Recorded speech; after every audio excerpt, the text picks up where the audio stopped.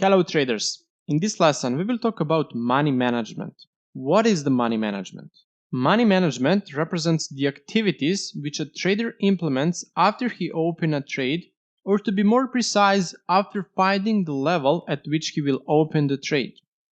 This group of activities includes the following: determining the stop loss level, determining the take profit level, determining the risk by each trade, the number of positions we open, adjusting the stop loss and take profit during an open trade, and closing the trade. The answer to these questions is as important as the process of determining the ideal level for trade entry. Therefore, for this reason, we will try to answer each of these questions. Determining the stop loss level. Stop loss is a risk limitation option if the price moves in the opposite direction that expected. My advice is that you never take a certain number of pips for stop loss, especially if you are trading with Fibonacci, because we said that you can use this tool on all time frames, so you must coordinate the stop loss as well. So stop loss should be variable and you need to adjust it to the currency pair that you analyzed. So never put the same stop loss, for example 10 or 20 pips. How do I determine the stop loss?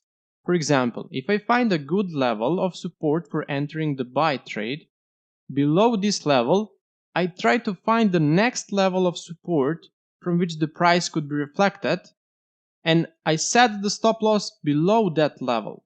This can frequently be the previous bottoms, a trend line, or I can simply stretch the Fibonacci and set the stop loss below the first next level of Fibonacci. For example, if we enter the buy at this level, I would stretch the Fibonacci at the last wave, set the stop loss below this level. Or in the worst case, when I find a good support zone, I set the stop loss at 10 to 50 pips below that zone if I have no other support nearby. Okay, determining the take profit. I determine the take profit in a similar way I determine the stop loss. Simply when the price moves in the direction I expected, I let it rise to a certain resistance or support level if I'm going to enter the sell trade. In this case, it can be this previous stop or some level of Fibonacci, round number, or like that, which means that I do not limit my profits to the same level, for example 10, 30 or 50 pips, but I always make sure that my profit is twice as high as the risk. Why do I do this?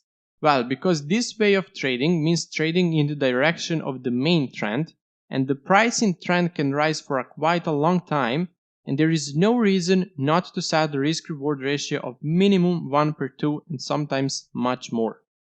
Okay, determining the risk by each trade. This question is somewhat personal and each trader should individually make a decision on the amount he or she will be willing to risk by each trade. My advice is that you never risk more than 2% of the total account for one trade. Many professional traders advise that this amount should not exceed 1%. However, this depends on the trading strategy that is being applied. As for the number of positions I open, I will show you a system with 2 trade positions per currency pair.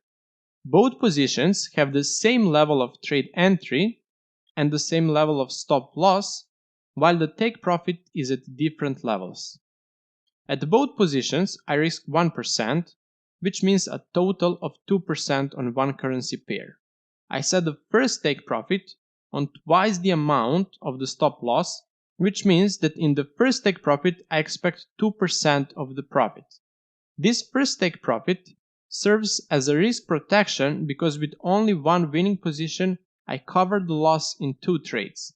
I usually determine the second take profit on the basis of the previous tops and bottoms or with the help of Fibonacci, and generally it's much higher than the first take profit. The reason for it is that trading in line with the trend can bring really big profits, and this is what I want to achieve with this second take profit.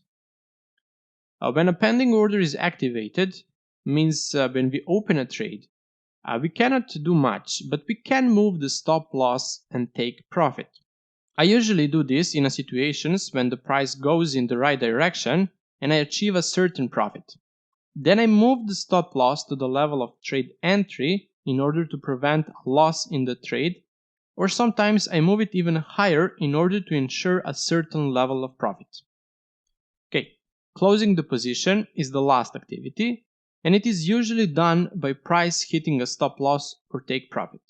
But sometimes I decide to close the trade earlier, and this usually happens in the situation when news comes out on the economic calendar which doesn't suit me. Therefore, I decide to manually close the trade.